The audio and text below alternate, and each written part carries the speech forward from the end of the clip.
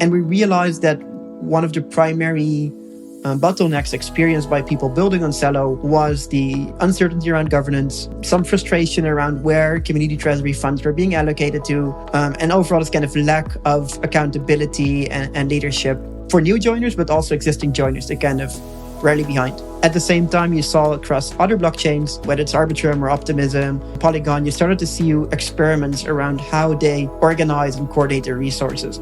I think one of the teams that have been furthest with this is Optimism. They've created like a dual structure of a token house and a citizen house with separation of powers, different ways to coordinate. It's still super decentralized in a sense. It's hundreds or even thousands of people making decisions together, but they're first aligning on how they're going to make those decisions and toward what and in what structure. And it's really that kind of those setups that inspired us to say, hey, let's take a couple months to better understand the Celo ecosystem. I've been building on Celo now for 2.5 years, but even I have been going through a lot of learning to better understand the stakeholders and the pains and the desires. And that essentially started to come together over the past months in this initial Celo public goods strategy proposal, which also included some minor governance updates. And in short, what it is I would say a pilot and a transition moment for Celo, but it's definitely not an end state.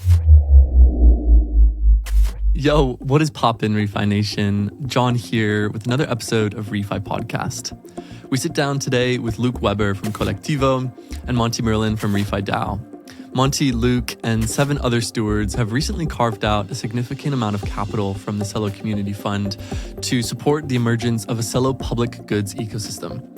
In today's conversation, we dive into what is a public good, why is this vitally important for the climate movement as a whole, and how does this emergence of regenerative economics in the digital space translate into the real world today? How can we fund problems and causes that we really care about and know that our capital is going to where it's needed most? This story takes us all the way back to the origins of Ethereum and the challenges of funding ecosystem development and open source software more broadly. Today, we get to hear about who this is for, who can apply, and ways that people can get involved. It's a 6-month initiative with over $1.7 million of CUSD and 700,000 Celo that has been allocated to this initial pilot.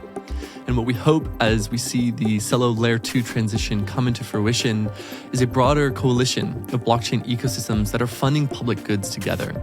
This notion that impact equals profit is driving positive change as prices continue to recover and as more and more people come into this space looking for ways to get involved. It is my hope personally that we see this capital being deployed to places on the ground that need it most, the communities on the front lines, fighting climate change, navigating social and economic injustice and inequality, and building towards a more regenerative and prosperous future. Hope you enjoy the show. Drop us a review if you do, and let us know what you think. Thanks. Monty, brother, it's been a while. Good morning, sir. Where are you calling in from? Hello, good to be here. I am in London, freshly moved here from about 4 weeks ago, so it's very exciting. Big city. Nice. And feeling good. Nice. Luuk, how are you, brother? Currently in Utrecht in the Netherlands, doing really well. It's sunny for the first time in weeks, so I'm a bit happy today. Amazing, man. Well, it's been such an honor witnessing the work that you guys have done to carve out this public goods ecosystem on Celo. And yeah, I'm really excited to dive into the work that you're doing, what this means, and also get people up to speed in terms of how they can get involved. Maybe just give us a quick summary, Luuk, in terms of what's happened, what you've been working on, and kind of the landscape that we're going to touch on today. Yeah, so the main topics we're going to jam on are related to Celo public goods, but there's a whole ecosystem of topics around that.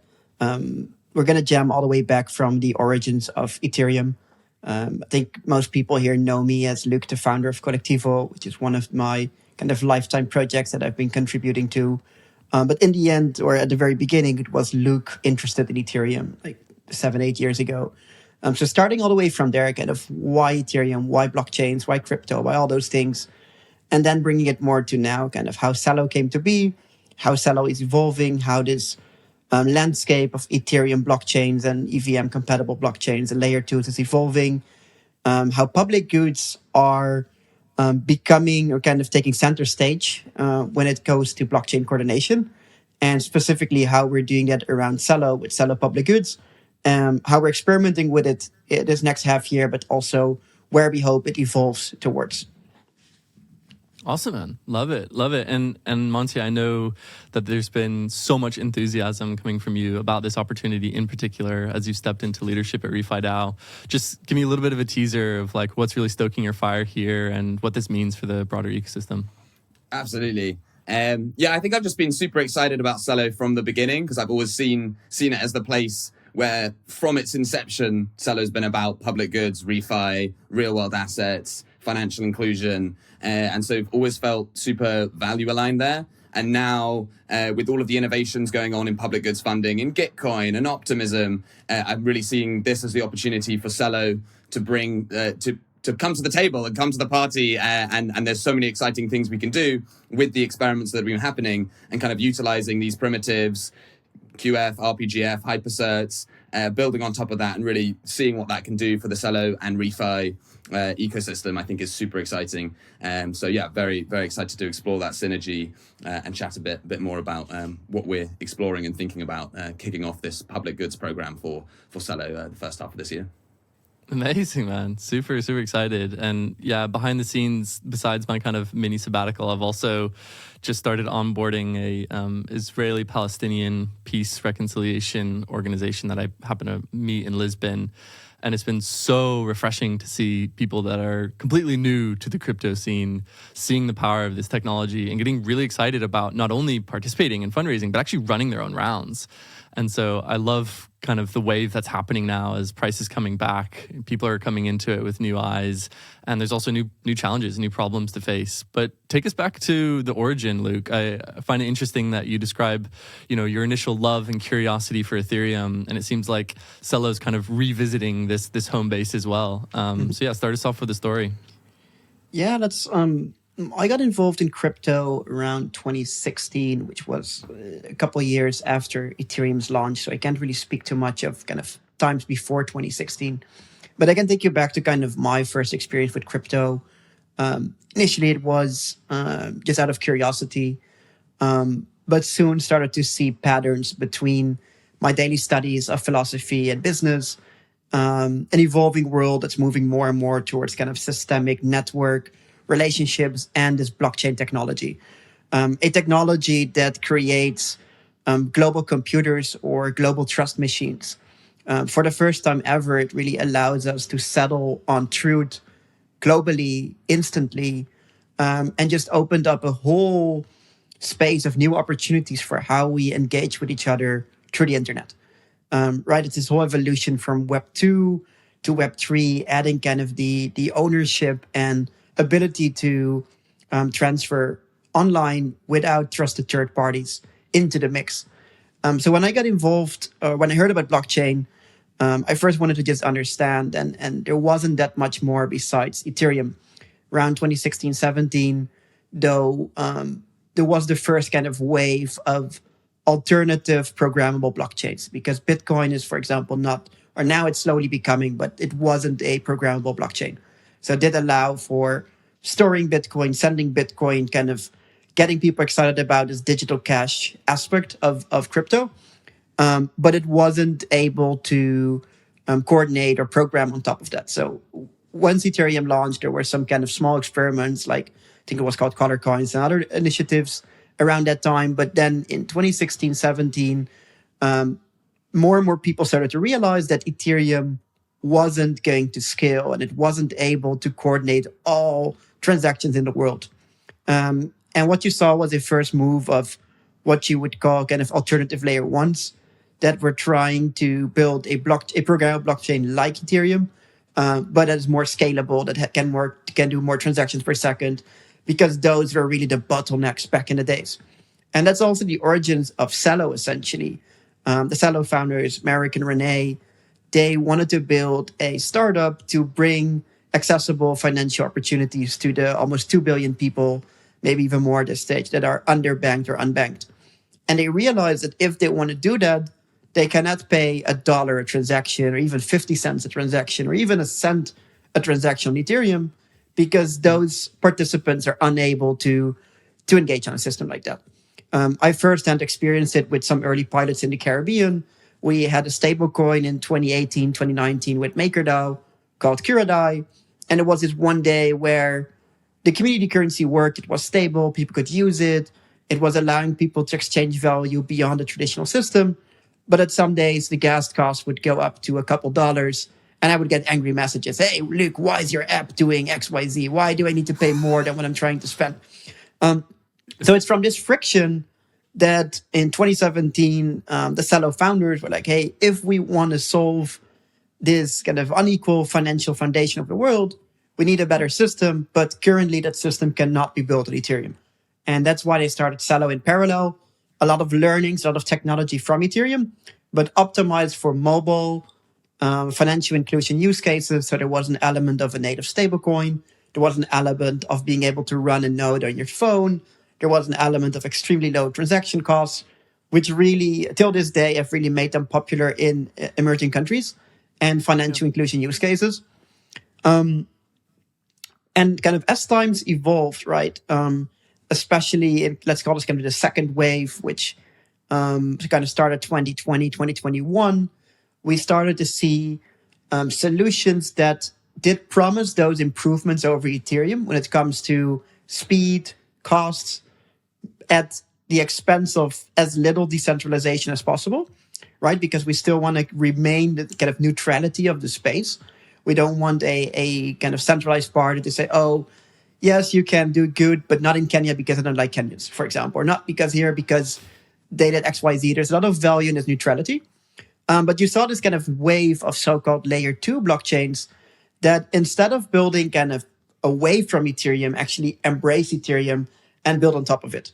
They use that kind of strong foundation, this neutral computing power of Ethereum, the security power, and build a solution on top of it that still leverages and kind of roots back to Ethereum without while improving, again, accessibility, cost, speed, etc. That was happening in 2020, 2021. You saw the first kind of programs, projects starting to launch in that cycle. And then for the past years, we have seen those platforms mature to the point where you have now multiple of these so-called layer 2s that are completely connected to Ethereum. They're still growing pains. None of them are like fully decentralized and as secure as Ethereum, but they don't really have to be because they are, especially for less, let's call it less critical transactions. Of course, if you're going to send over, let's say, $50 million from person A to person B, you're probably better off using Bitcoin or Ethereum. Way less risk, way more certainty. But for an average farmer in Vietnam that's doing a $5 transaction, they don't have to pay for all that security. They don't want to even, they don't care if it's recorded globally. They just want to trust that it goes from person A to B. So of course, there's some trade-offs. But what you saw happening in the past years is those programs and these platforms have matured to the point where the technical advantages are becoming less and less of kind of a strategic advantage. Back in the days, 2017, 18, 19, 20, whatever, you could say, oh, we're going to scale blockchains with XYZ technology. You can give it a fancy name or ZK, whatever. In the end, everybody's just trying to solve the same problem with different approaches. But now that some approaches are showing signs of functioning, the terrain is slowly shifting towards people just using those technologies and then building on top of that and then really focusing on the utility that you actually provide with it. And I think that's kind of part of this whole conversation for today is taking us at the point where we are now in 2023, 2024, where some of these platforms have matured to the point that Celo has announced that they want to return home to Ethereum. And returning home essentially means joining a layer 2, onboarding onto a technology stack, of course, making some modifications to still make sure that we kind of accomplish the objectives of Celo, that's fast finality, cheap transactions, etc. But the technology has come to a point where that is possible, where Celo doesn't have to deploy dozens of people to develop its own technology to realize that kind of those opportunities, but instead can just say, hey, these stacks, and there's multiple, are good enough for us to just focus on our key mission of creating a regenerative economy that creates the conditions for prosperity. So, I'm just so excited that after years of solving primarily technical problems, it seems that we're now shifting towards solving actual human problems And that relates so well to public goods, to impact claims, to kind of all the topics that we're going to jam on today, because all these topics were nice to have a couple of years ago when that is all great. But if we can't transfer for a good price, no one is going to use it. But that's going to be solved relatively soon. UX improvements are coming as well. So we're finally at the space where I think all of us, especially I know John, Monty, we kind of wish we were there 2-3 years ago. And we maybe even assumed that we were there 2-3 years ago, that we could have already focused on the end users but I think now we're finally getting to the point where we really can do that. It just changes the entire environment. Yeah, and I'm curious to see how this fits in your mind, Monty. You've obviously got a deep, deep root, even from your earliest years, with a completely different vision of, people and the planet and the problems that we face. How do you see public goods fitting into this transition as humanity figures out to move away from fossil fuels towards renewable, regenerative systems? Totally. Yeah, I've definitely come from a background of more traditional environmentalism and sustainability thinking.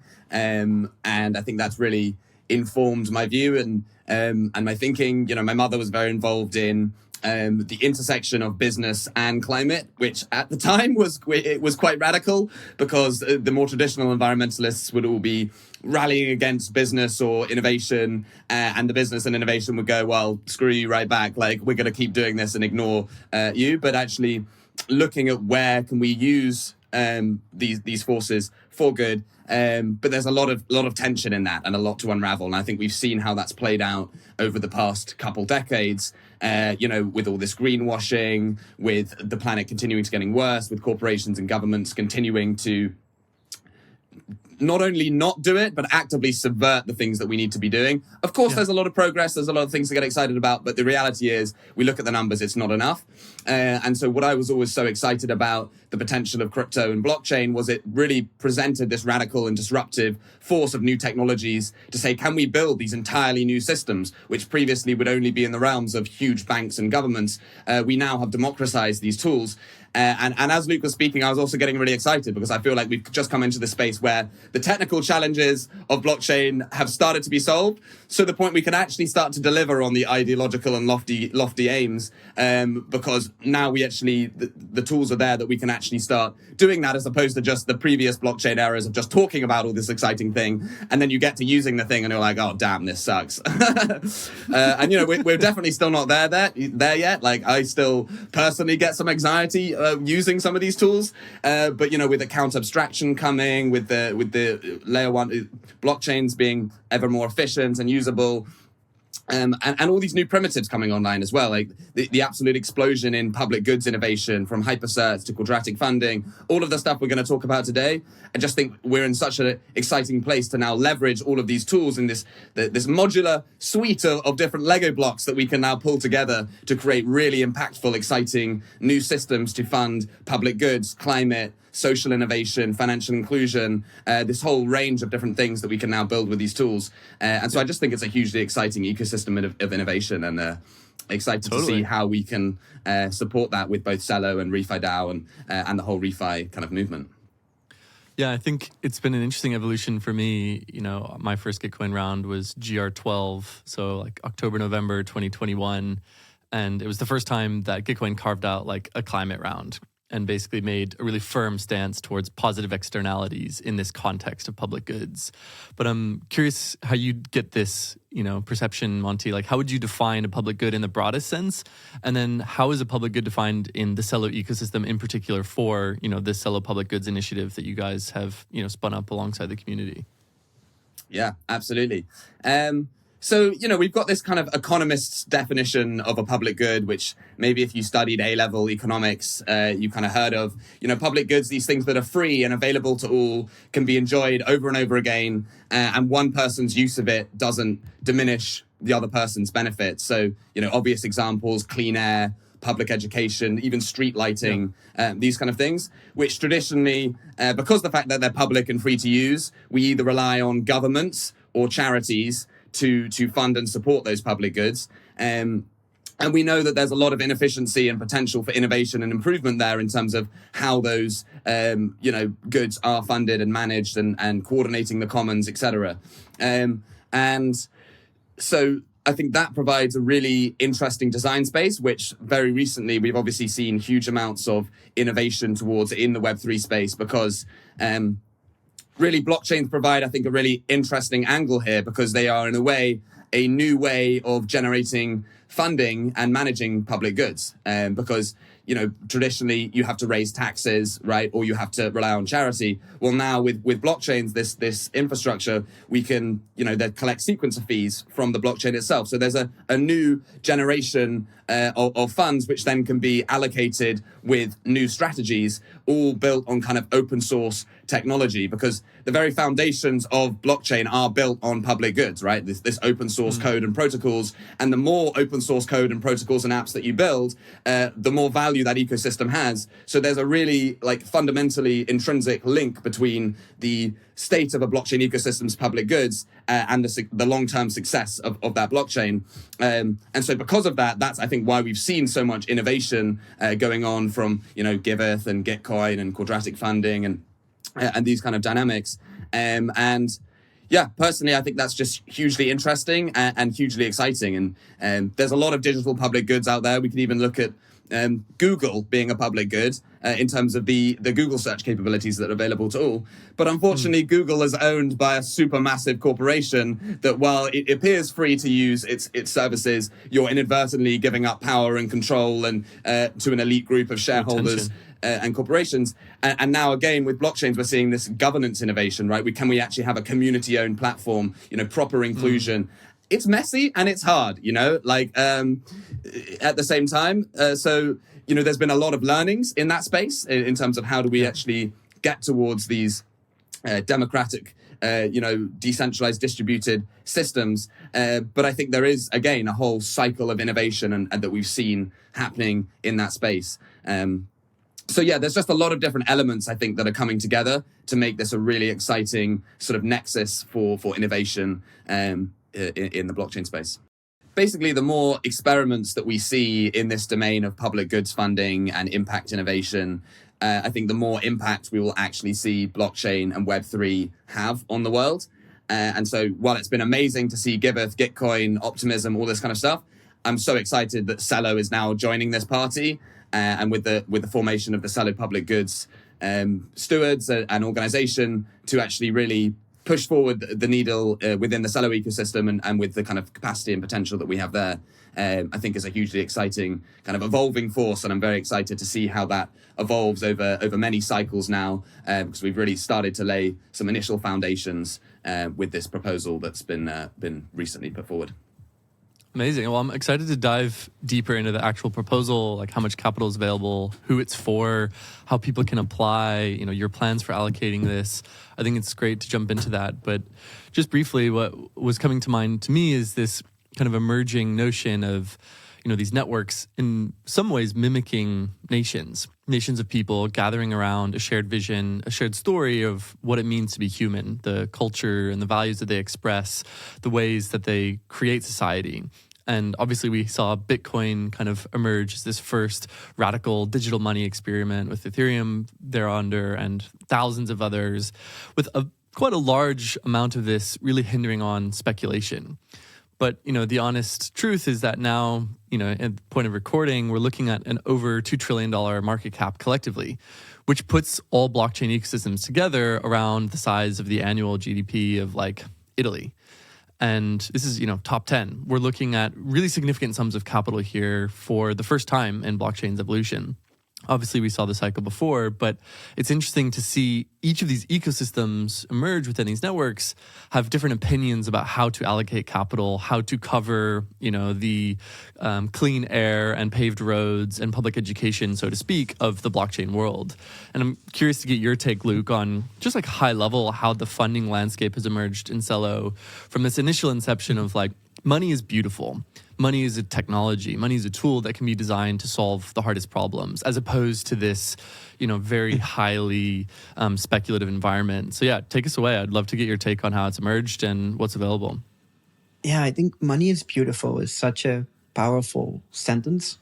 I remember in my early days, I was afraid to make money because I saw it as a kind of negative thing due to kind of the high degree of inequality in the world and kind of seeing it as a greedy thing. But the moment I realized, and this is partially due to blockchains and the ability to program values into money, that completely changed the thing for me. Money is a means to an end. If your end is worth the effort, then the means are just working in kind of to support that. So money is beautiful. I think with Celo's vision to create a digital regenerative economy, I think that really states already what they're trying to do with the end goal of creating the conditions for prosperity for all.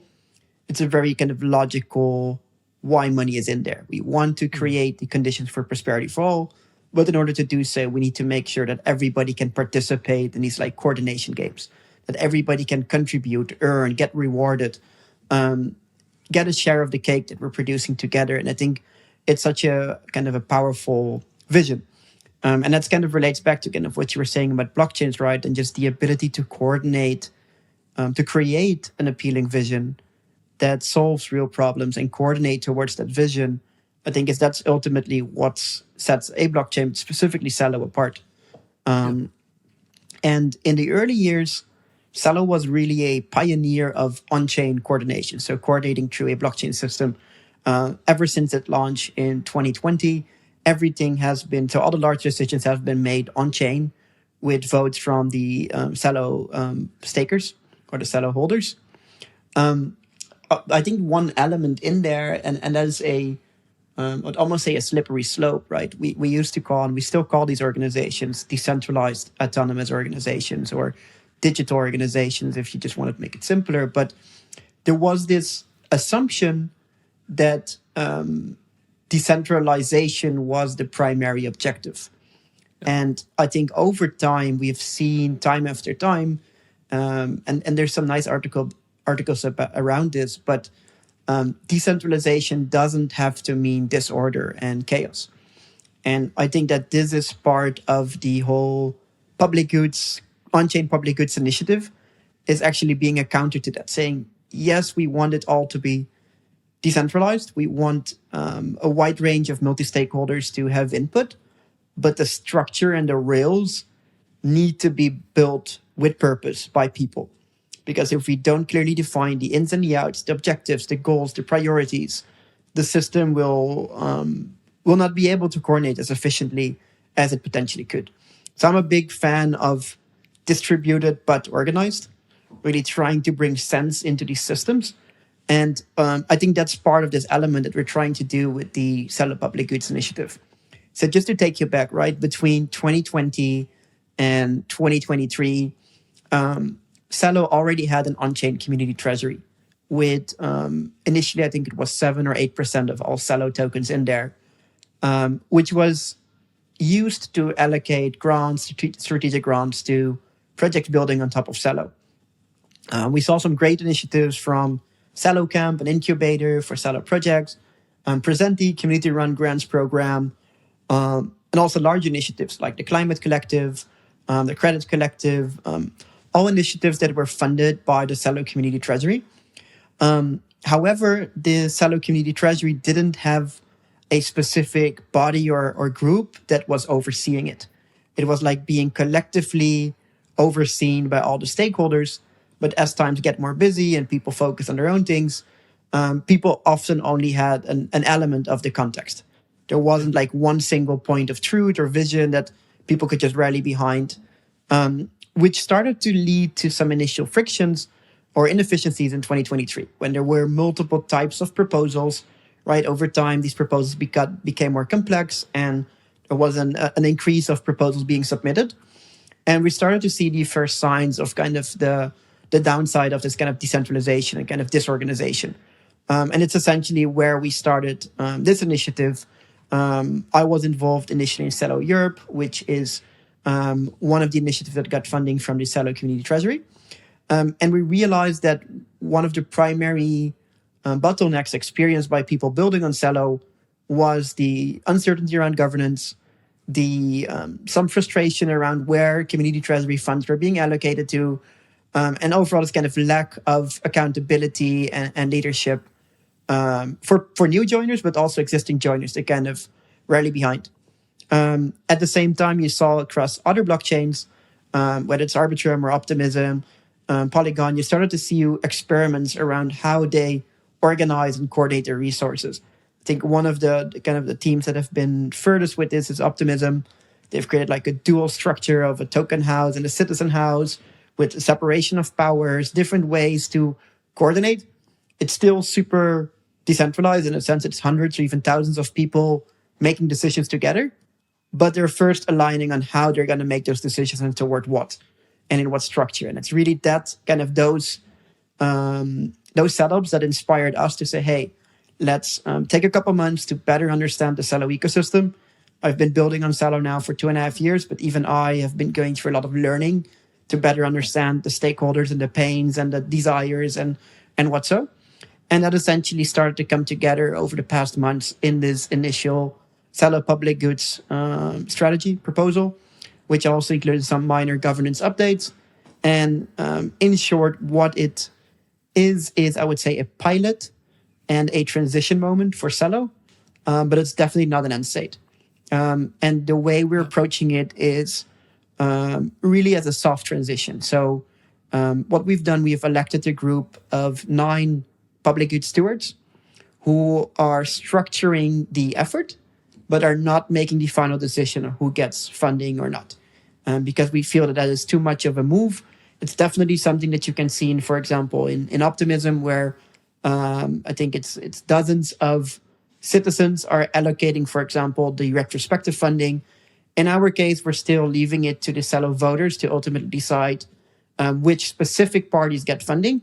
But we're already helping by structuring out what type of initiatives make sense, what are approximate budgets, what are the ways people can review this, how does this play into the larger blockchain space, into the Ethereum space, the L2 space, how does this play into the world, what tools can we leverage? And really providing that help is what these stewards are doing and what we are trying to do. And then in terms of the transition, what we did is we have selected 3 different categories of Celo public goods that coincide with the initiatives that were already being funded in the past. So that is regional DAOs, which are kind of local or regional growth networks, Celo incubation, such as an accelerator and what's so, and Celo grants and requests for proposals. And then on top of that, we have the quadratic funding, which is more like an open, using the Gitcoin system, or an open ecosystem, and then also the Celo public goods funding, the retrospective Celo public goods funding, which we're working on to then reward groups retrospectively. So it's kind of this combination of tools that is this kind of new cycle, this new pilot for Celo. The program lasts from essentially start of this month, so February, onwards until the end of June. And then we are also planning an Celo ecosystem conference called Celo Gather at the end of May in Berlin to also bring together multiple stakeholders and really reflect on the changes that are going on, especially in light of this kind of Celo layer 2 decision, which will likely be made in the coming weeks. Kind of this decision, which layer 2 ecosystem does Celo join? And yeah, it just feels like a really nice transition stage where we're also rethinking how we manage our community assets, what we want to invest it into, and then also right away learning and kind of reappropriating ourselves to this new ecosystem we're joining and finding synergies with that as well, right? Because at some point, and I think this is maybe a final note on this concept, is we're moving into a terrain where these clusters of layer 2s, even with outside participants, can co-fund developments and co-fund public goods to an extent that was just unimaginable even 1 or 2 years ago. If you look at all the blockchains, if they don't use the same standards, if they're not kind of on the same team, they all have to pay for the same thing separately. And it's often for-profit companies that provide these infrastructure tools, right? That provide these services. Yeah. Now that we see these clusters forming within those clusters, whether it's Optimism or Arbitrum or Polygon, there will be clusters of blockchains and teams that are sharing economics to some degree, that are on the same team, and they can put the resources together to, at the fraction of a cost, create these innovations. And I think, that's really this coordination phase that we're going into, and it just really excites me. Super interesting. Yeah, I hadn't begun kind of glimpsing that. I remember the initial Celo 2 proposal mentioning the optimism stack and then seeing, I think it was like the CTO of Polygon come on board and be like, hey, you could also build on our stuff. And I was starting to, just glimpse the initial clustering that you're describing. So super interesting to see this ecosystem evolve. Monty, I'm curious to lean into maybe just like a really simple high level view of how much money has been carved out for Celo public goods over this time frame. And, of that capital, what is going to, likely be deployed via quadratic funding with Gitcoin, and then, touch on the retroactive public goods part. And I just want to walk people through and make sure it's, easy to understand, because I know there's a lot of terminology. So maybe let's be clear for those newer to the space around like what we mean by quadratic and retroactive as we introduce it. But yeah, I'd love to get a take on that perspective. Happy to give an overview there.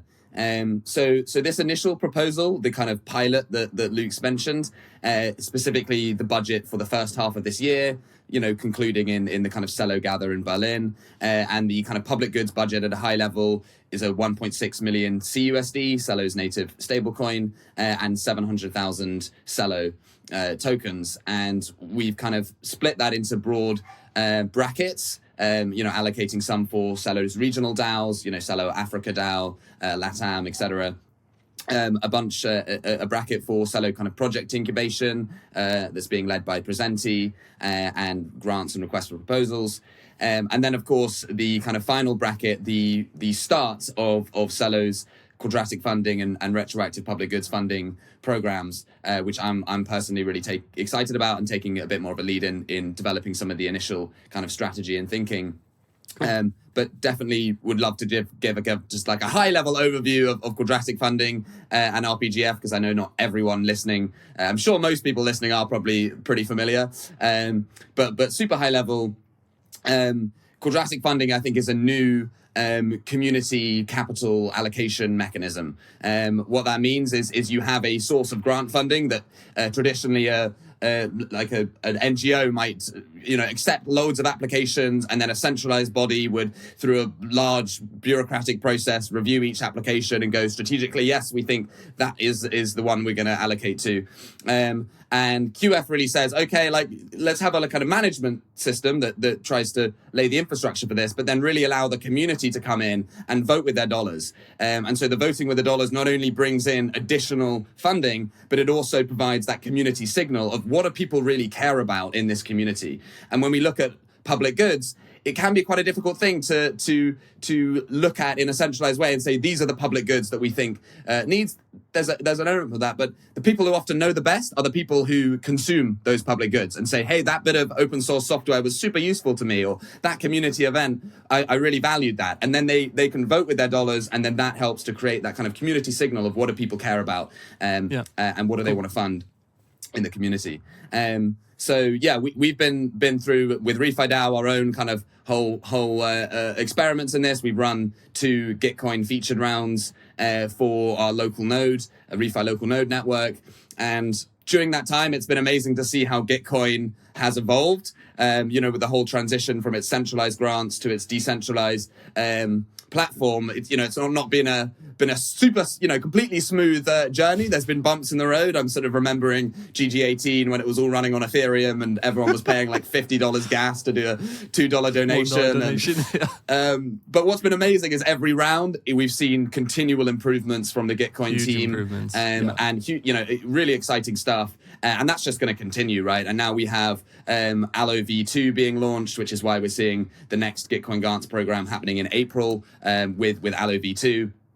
Which is really like the set of underlying smart contracts that enable a whole range of different grant funding, not even just grants, but funding strategies. And so, with those building blocks as well, it again opens up this whole potential for innovation, because quadratic funding is just one grant funding allocation strategy, of which there is now a whole range. And so that's a really open area of innovation where the more experiments we can see from all different ecosystems, the more we can learn from that, the more we can really do what I think blockchains should be doing, which is becoming these supermassive coordination and capital allocation machines that are exploring these innovative mechanisms and then using that to really create more value, which can be reinvested, grow the ecosystem, and ultimately, in the case of Celo, not just growing it for growing's sake and to make a few people rich, but growing it with the mission of creating a regenerative economy, prosperity for all, investing in real-world climate solutions and real-world social impact projects. So that's what I'm super excited about.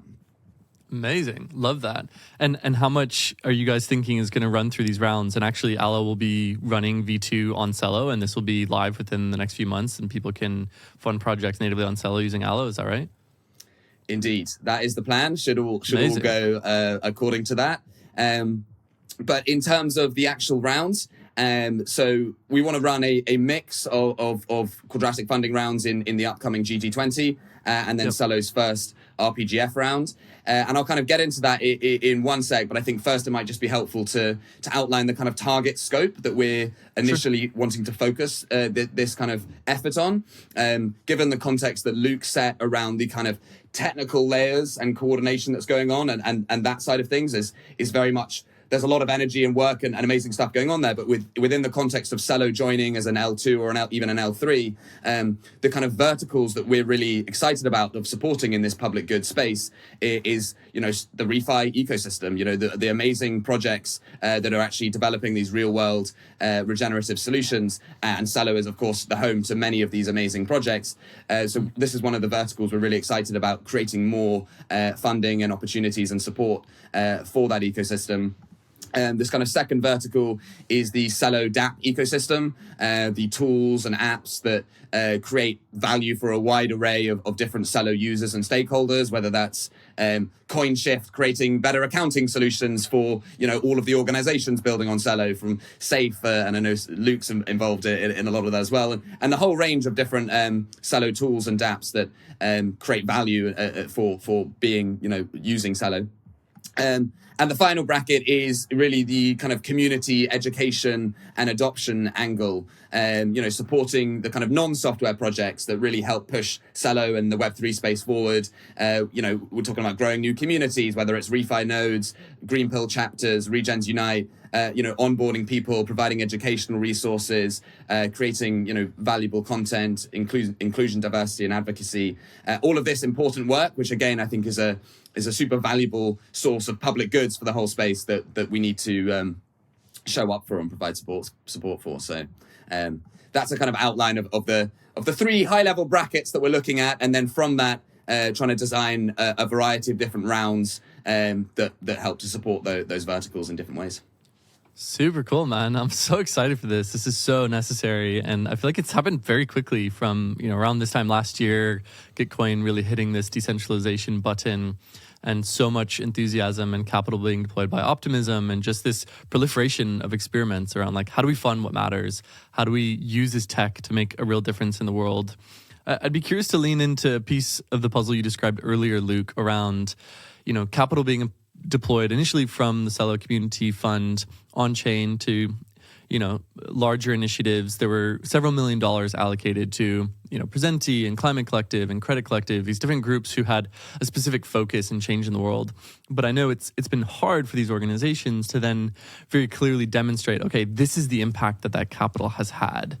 And I'm curious how you guys are looking at this piece of the puzzle for this funding work stream. Yeah, I think measuring and defining impact is always extremely challenging. And one of the, and especially I personally also hit, I would say, a low point about a year and a half ago, when I was trying to create so much impact in the world through Kolektivo, through my initiatives, and realized that it's just really hard to measure that and communicate that. Because often things aren't it's not a straight line. Impact happens in more like a tornado of different activities that then can result into positive impact. So what we are looking at is to make it very simple. And it's also something that you see, for example, Optimism leaning into. They just make a very simple meme. Impact equals profit. Of course, it's not exactly right, but it's definitely simple enough for people to just use it as a frame of reference. Did I make profit, impact? Yeah, okay, great. And from our perspective, what we're trying to do is really simplify the reporting of the things you're doing, and creating a habit of building and kind of reporting in public, because a lot in this kind of space, especially if we're still in the innovation space, right, in the explorative stage, it's very important that people feel empowered and to share what they've learned, to share what they've accomplished, to share what they haven't accomplished. And I think that's just part of this kind of transformation we hope to realize. So we aim to leverage tools. I think one of the best examples is hypercerts.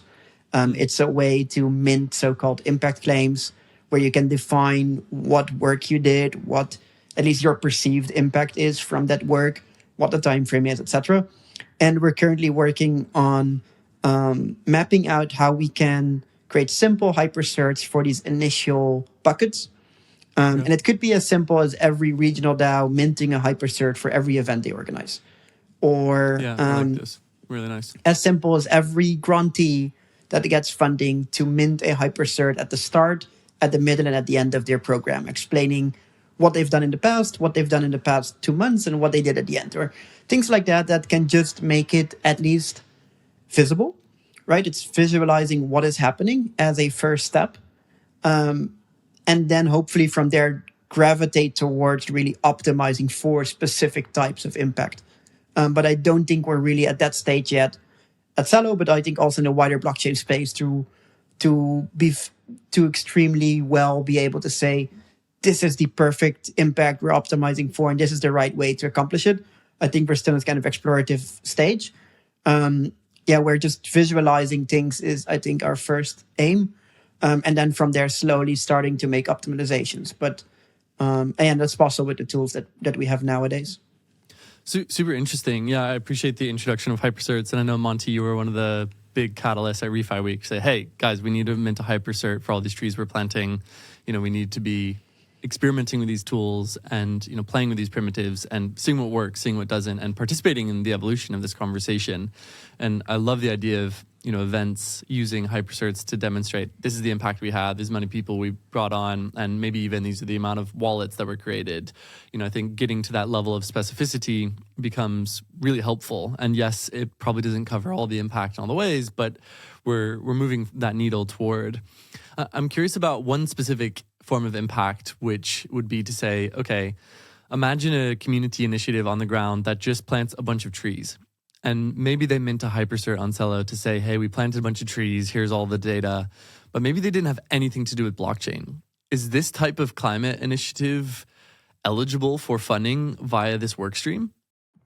I think ultimately that's what we'd like to see. And that, again, is where I really think that ReFi local nodes and other kind of on the ground communities are able to really create that bridge between the kind of technical financial world of Web3 and blockchains at this kind of global layer, and then the kind of real grassroots action on the ground, many of which they're not going to have a deep understanding of these advanced technical primitives, sources of finance, etc. And so if we can have communities on the ground who are able to, map out the local regenerative economy, the impact projects, help support in the onboarding and using of these tools in a way where everyone feels valued and has a place in that, I think that's a really exciting kind of nexus, really, or way we can do that. And one of the things I think that's been interesting inside of ReFi DAO is we've been going through this exact same kind of problem space of, we have this network of, 30 plus local nodes across the globe.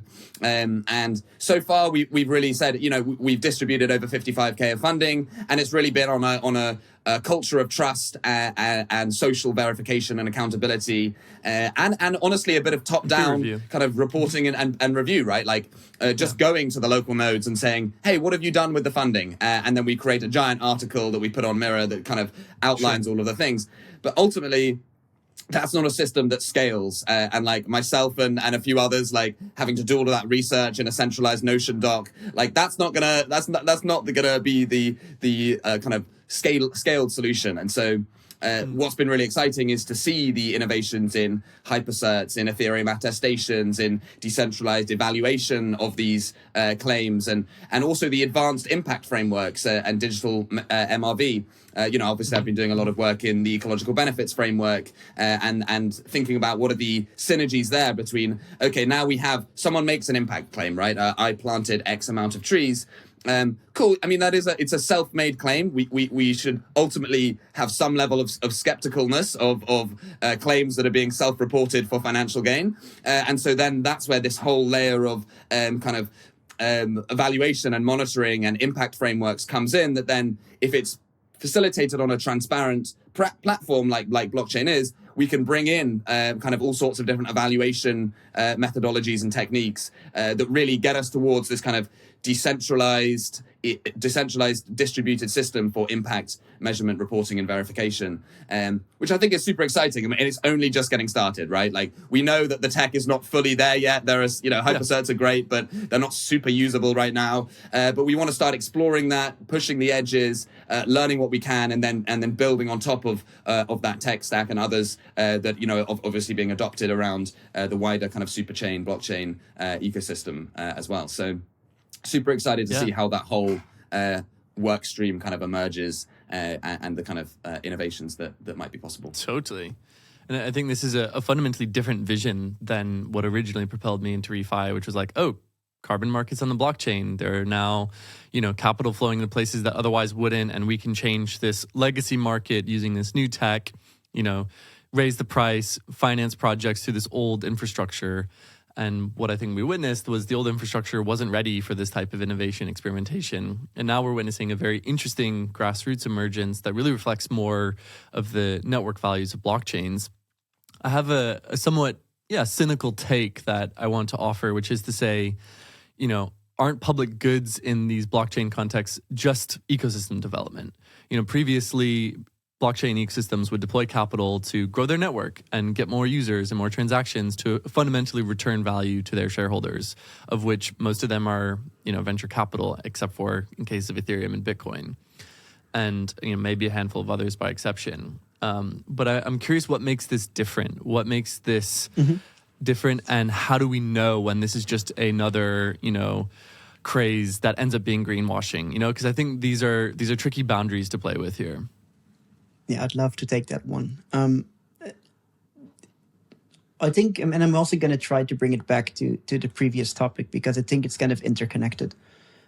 If you look at it as regenerative economics, and I'm really trying to wrap my head around practical regenerative economics, how do we really bootstrap self-funding, positive externality economies at scale? I think that kind of positive externalities and self-funding are two key concepts to take into account. If a blockchain is not creating positive externalities, if it's not moving real people in the right direction, it's not useful to the world. If it's doing the opposite, if it's taking money from people and making the world more unequal, then it's negative and we should probably ignore it. Then on the other side, if a blockchain is unable to fund its own development and operations, it won't be able to keep doing it, and that value will also continue to diminish.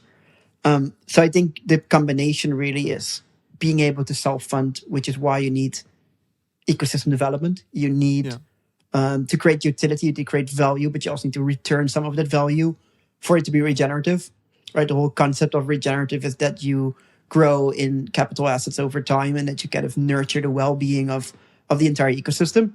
But like I said, not forgetting the bigger game you're contributing to and measuring it every single time. Let's imagine Celo joins the layer 2. Am I making the layer 2 better? Yes. Am I making Ethereum better? Yes. Am I making digital public goods? Yes. Am I making the world a better place? Yes. Great. Then we're onto the right track, and we want to then grow that game. We're playing a good game, so we want that game to grow in scale. And to me, that's kind of how I imagine practical creation of regenerative economics. And of course, my main project has always been and will be Kolektivo, where we try to make a toolkit for localized regenerative economics. And somewhere throughout that journey, we also got caught up into the climate, asset, natural capital tinkering. We got to this perspective where in order to take good care of nature, we need to value nature. We need to put it at the center of everything we do. But I think my perspective has shifted towards people. If we want to save nature, we got to change people. And the way we do that is, from my perspective, you just ask this question, can someone planting trees somewhere in the world get funding from this? I would say partially. But from my experience, the people that should value that most are people that have a direct relationship to those trees in that locality. Yeah. I think especially, and I think that goes back to this layer 2 clusters, right? Should every project in the world care about a new light client that makes blockchain simpler? Yes. But who is more likely to fund it? The blockchains that it's deployed on, the blockchains that are going to use it, the blockchains. Yeah. So do people value trees somewhere in the world? Yes, a little bit. I value a tree in India as much as I value a tree in Canada, as much as I value a tree in... But what I value more is a tree in front of my house. That tree I want to pay for even more. So I think that that's the infrastructure that I hope we create. It's kind of these multidimensional, all the way from local specific to global neutral. But currently I see the global neutral as a nice to have and the local specific as the must have. We need to create things, first and foremost in Celo, that is valued by the Celo stakeholders. And then from there, we can abstract that away further to, again, layer 2, Ethereum, digital public goods, real world impact, etc. And I think the same can happen on local physical cases. Trees planted in Curacao should first be valued by Curacao, secondly by the Caribbean, third by, as you just imagine, interacting with that asset more. So I think that's kind of how I see this evolution, really towards utility. I think utility is the key word here. And it goes all the way back to the beginning where Monty said, hey, my mom was into climate and business. I think to me, that's also what got me excited when I was doing eco-philosophy. It's not, but also business. It's not just about doing the right thing, but it's doing the right thing in a way that allows you to keep doing it more and better. And that to me is a regenerative economy. I appreciate that take. And I know you, of all people, have gone super, super deep in this and lived this out through and through and, know the importance of locality and also the vision that needs to extend to a global economy. And I think for me, it's just, radically important to continue to stress test these ideas and make sure we're really living out these regenerative values at every step of the way. And, ultimately that people who are in positions of power, overseeing flows of capital, we got to check ourselves and we got to have accountability structures to check one another. And I know you guys are going to do a great job of that. And I appreciate the hard work you put into this space. I think there's some interesting kind of work to do to unpack the Celo 2 transition amidst all of this, because I think it seems to be a very central part of the puzzle where, there's this large technical migration that really, in many ways, I think does determine the future of Celo and its success and the success of this organization to fund its own initiatives and to, deploy regenerative values in its economic base layer, things like this.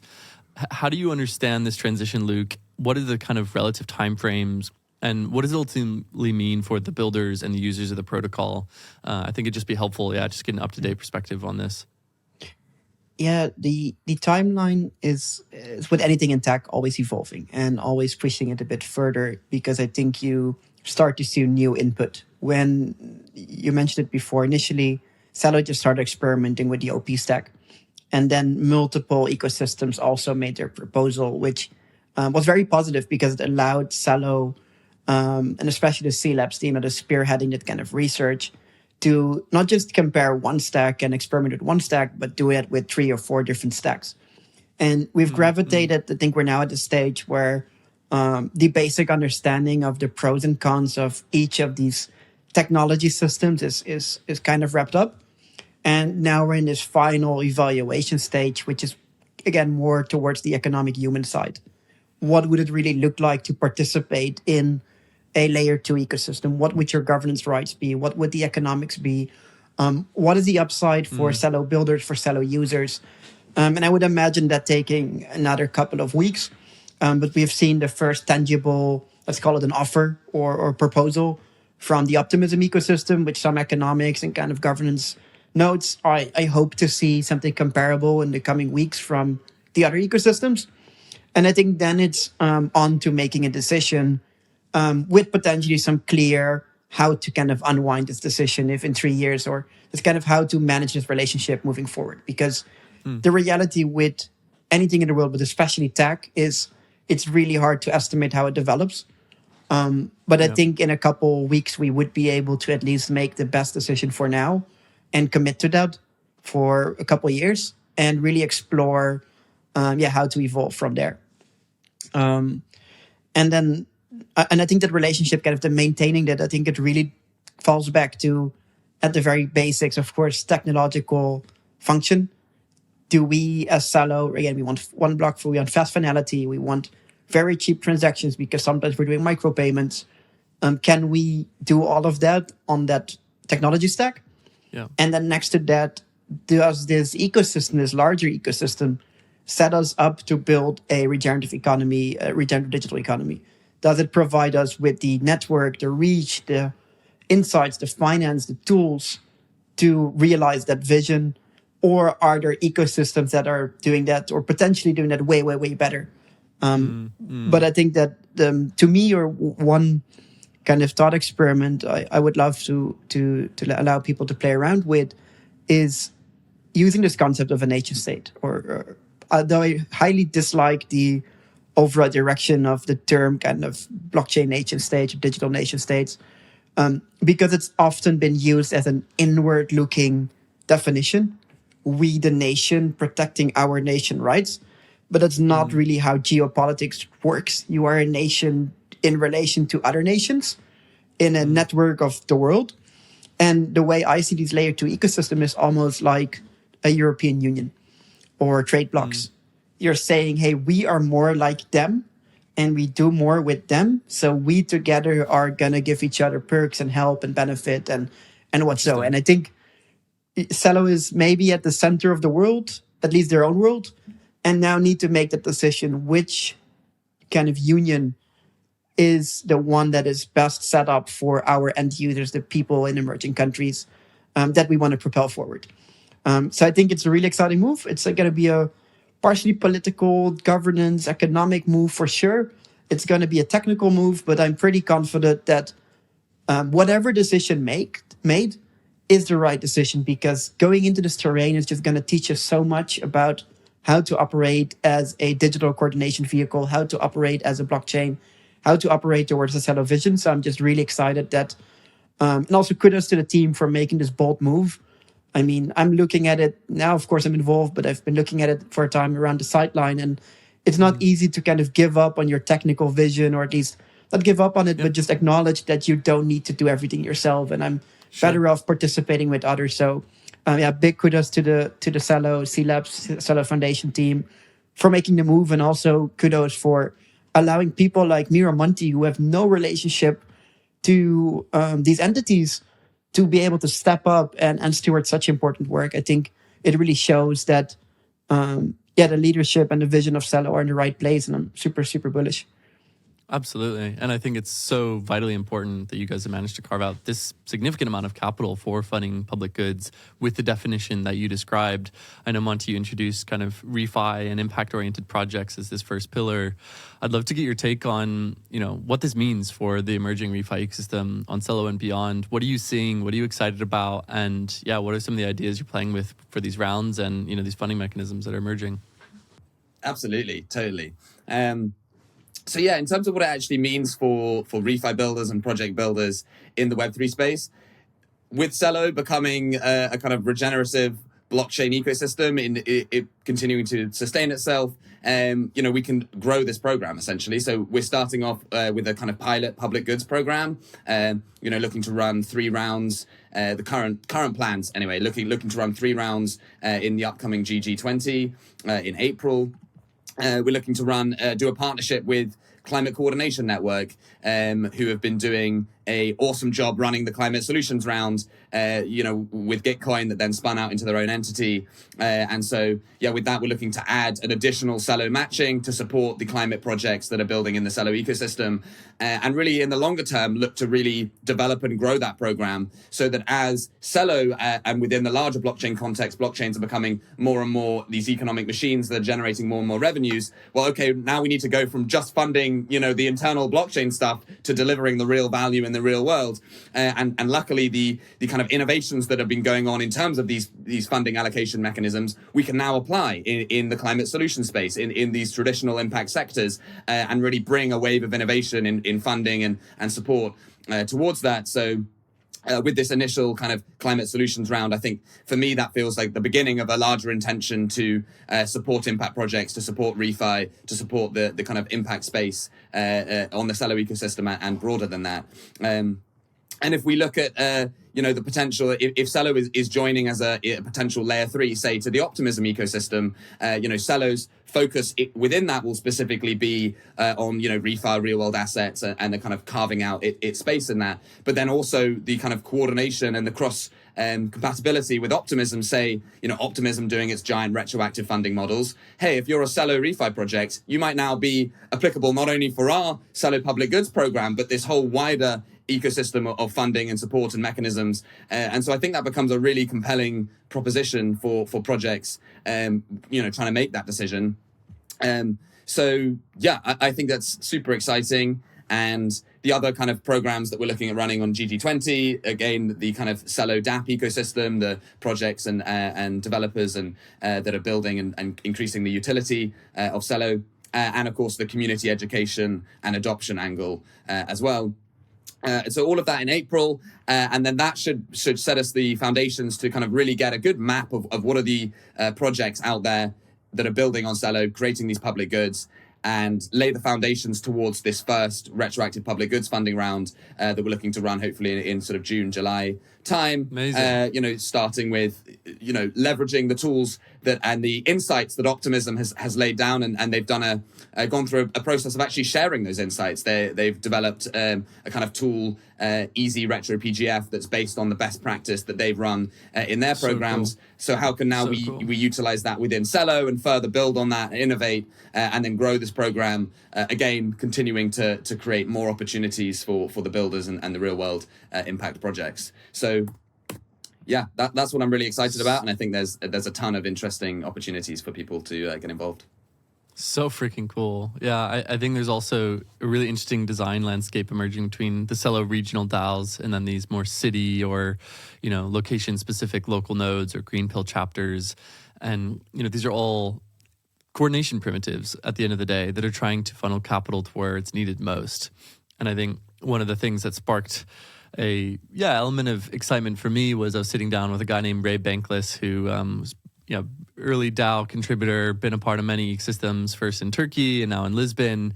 And he's playing with a primitive, I don't know the exact device, but a kind of very, very simplified hardware wallet, connecting it to a scale and then allowing people during beach cleanups, say, to weigh their bag, have it checked by somebody, there's not dumps of sand in there, and then scan a QR code and sign an attestation from their own personal wallet that this was their contribution.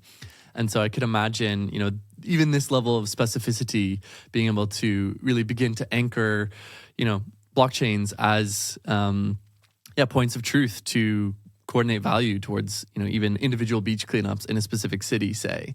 And I really like this reach that Celo now has through the regional DAOs, the events, the local community organizing, the gathering, and now pretty significant sums of capital being deployed towards public goods. And so I think this is a really exciting time, and it really, for me, feels like this is the second wave majorly of ReFi. It seems as though, the first one was a catalytic spark that emerged out of nowhere for many people and brought hundreds of builders in. But I'd love to get your take, Luke, in terms of what will be the peak, and what are some of the patterns and trends that we should see in this next wave of ReFi, Luke, and what are the things that we should be skeptical of and concerned about? Just love to get your take, and then I think we're good. I think the peak would be when these when we are really truly able to move away from these traditional plural kind of systemic systems and really embrace these more holistic, evolving systems that blockchains or regenerative economies are. I think if we look back at the first wave of, let's say, ReFi, I think we got forced into by traditional thinking and capital to, again, think in specific verticals with a specific focus.